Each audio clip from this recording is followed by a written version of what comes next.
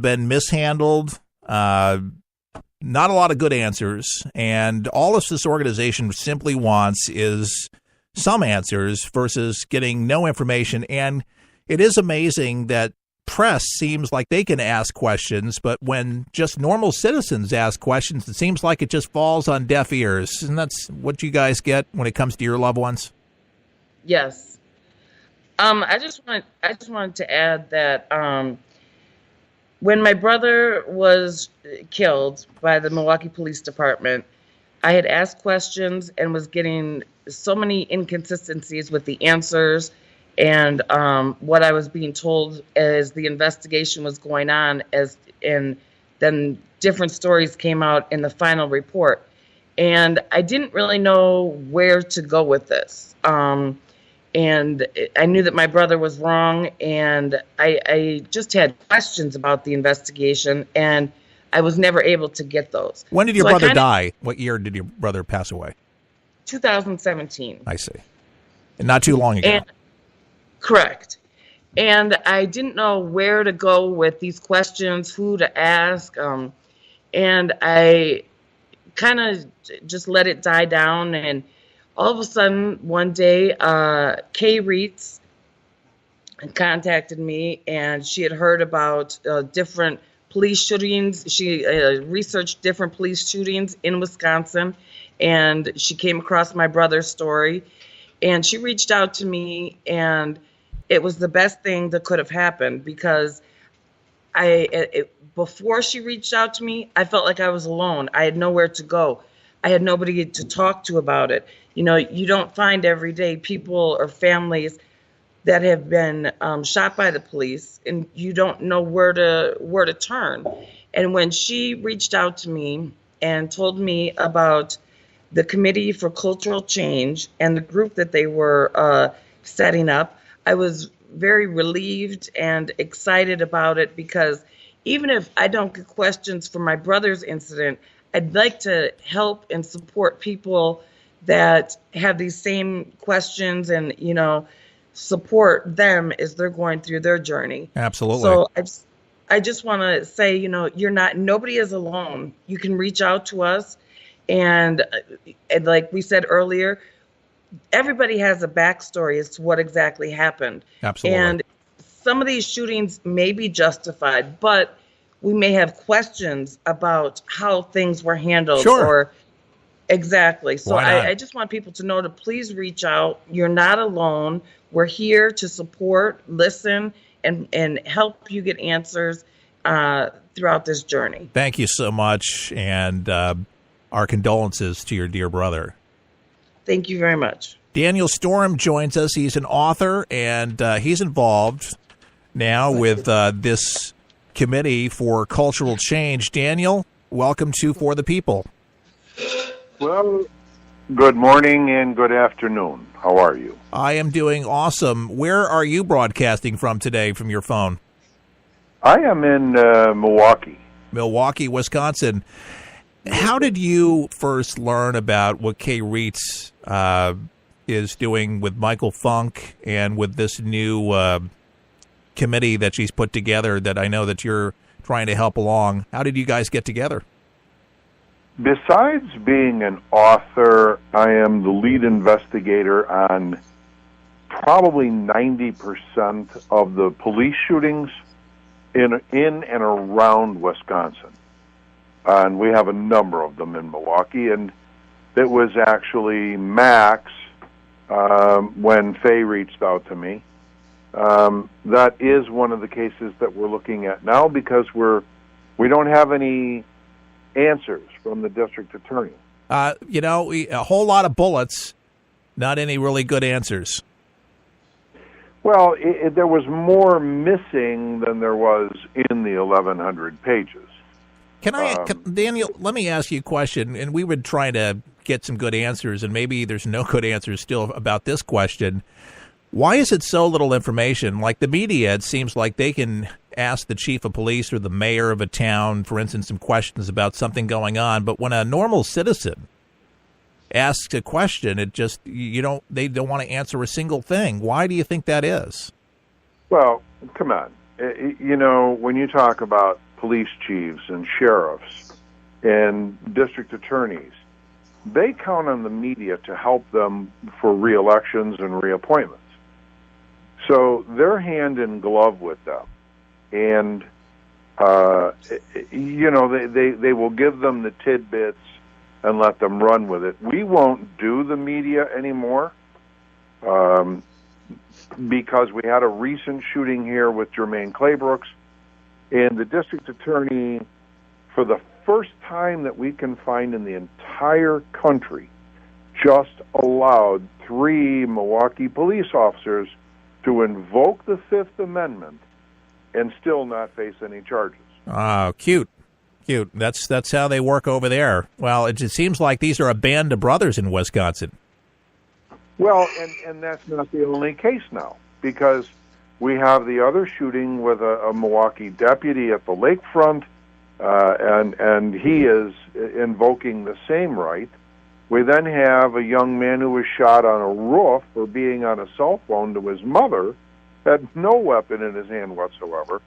2 Milwaukee officers again, and we are just looking forward for the announcement that they too are invoking the Fifth Amendment. So when the district attorney, John Chisholm, opened this door, he just created a monster. You guys had Sheriff Clark in Milwaukee. I know he's gone now. Was this guy as tough on crime as he was on television? This guy was egocentric.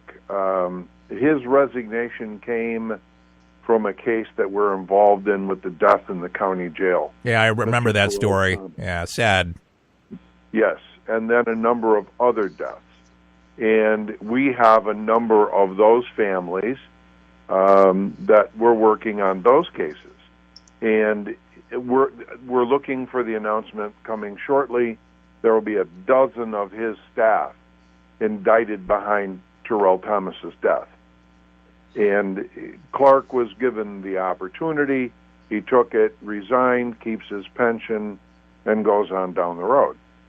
Sounds pretty cowardly. Like I say, I think he played a tougher cop on television. Sounds like a cowardly thing that he did to people there of that state. Good riddance, right? He had good points. Personally, I got along with him. But some of the things that when you say only blue lives matter, well, no, because all lives matter. Yes, it does. And yes.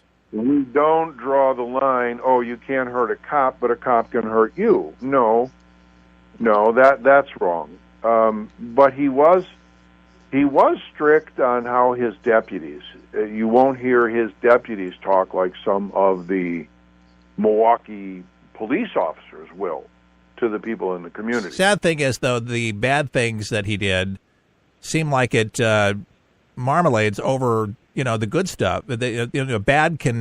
People remember you more for the bad than the good. Just look at all these politicians that did so much good, and especially for women's advocacy groups like Matt Lauer. I love women advocacy, and of course he was doing the opposite. John Conyers just gave his resignation today, finally stepped down at 90 to do the right thing. So a lot of misappropriation there, as you can imagine, with our taxpayer dollars.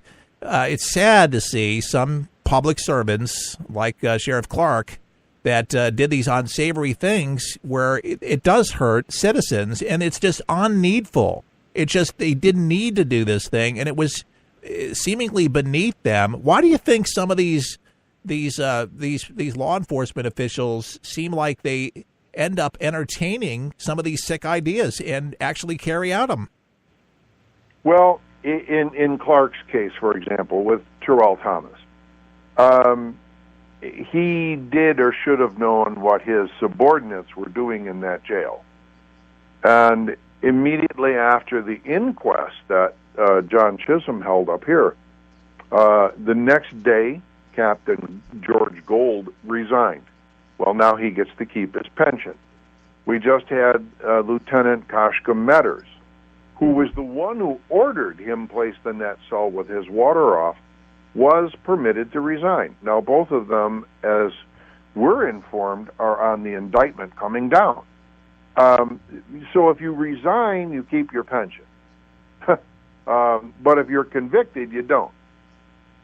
So it's kind of a game, and I don't think that, sometime perhaps you can discuss it. If somebody does some kind of malfeasance in office and they're convicted of it, I don't care when it is, they lose that pension. We shouldn't be paying people for the rest of their lives who permitted a man to die of dehydration after 7 days. Especially when a family has to grieve the rest of their life and their lives for their loved one. And we were in the courtroom looking at the videos where the staff was laughing, and I had family members around me that were crying and were an absolute wreck seeing these videos, and how these people laughed at this man dying, actually licking the glass. He was so dry. Oh, boy. Sad. It's not funny.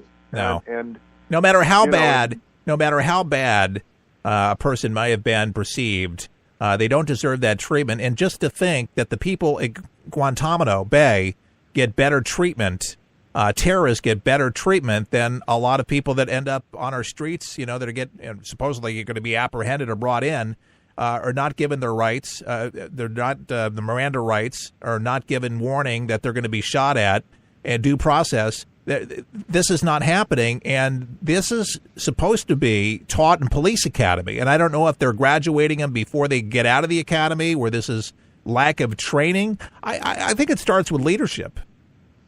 It's an ethos from the leadership.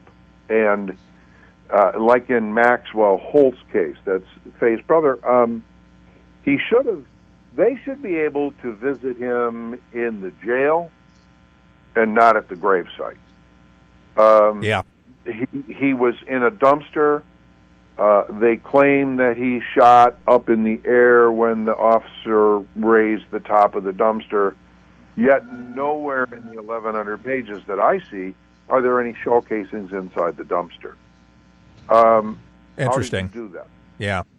Okay, how did you do that? Ripley's Believe It or Not, or something like that. That would be something of that sort, right? Believe It or Not, yeah. Well, we're pretty sure that the killing was retributive.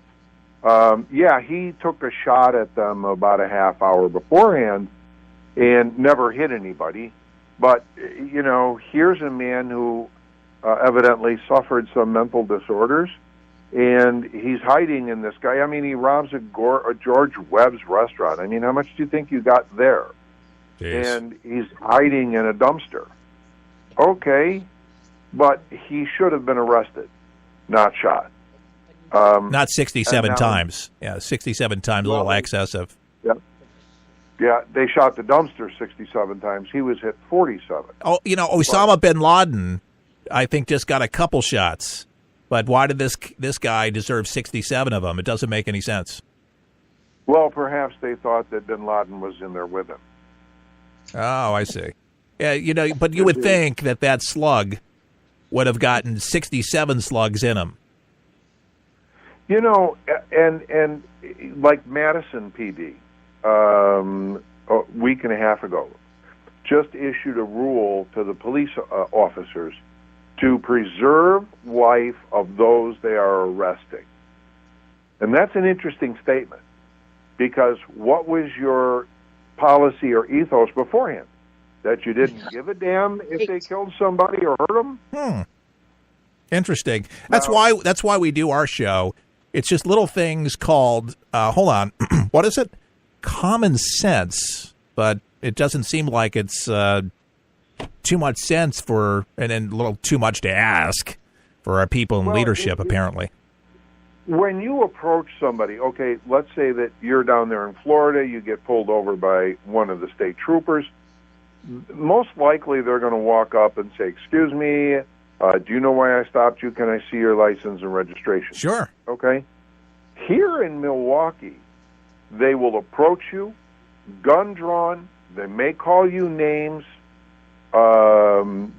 They may just say, get out of the car. Let me see your hands. This is a traffic violation. Wow.